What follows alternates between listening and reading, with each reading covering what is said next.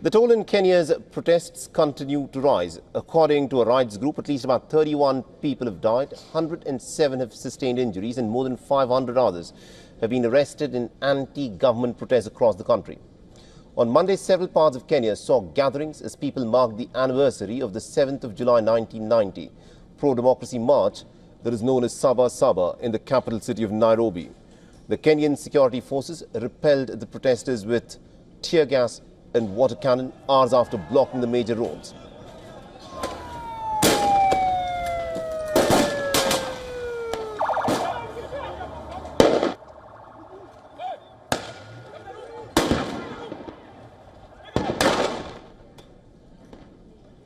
The roads leading to the Kenyan Parliament building as well as the President's office and residence were barricaded ahead of the demonstration.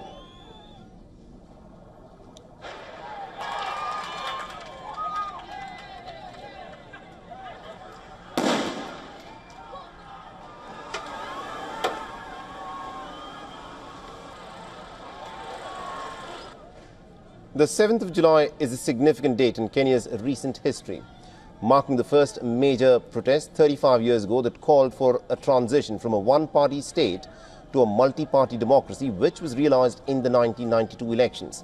And therefore, the Kenyans had planned demonstrations on the 7th of July to protest against police brutality, poor governance, and to demand President William Ruto's resignation over alleged corruption and the high cost of living.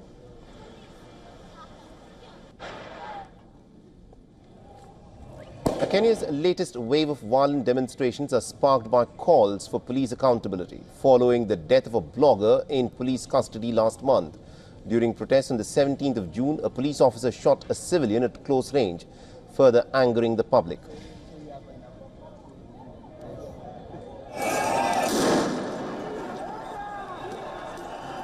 On the 25th of June, at least about 19 people were killed and more than 400 others were injured during protests against police brutality that were timed to coincide with the one-year anniversary of anti-tax protests, where Parliament was stormed and about 60 people had lost their lives.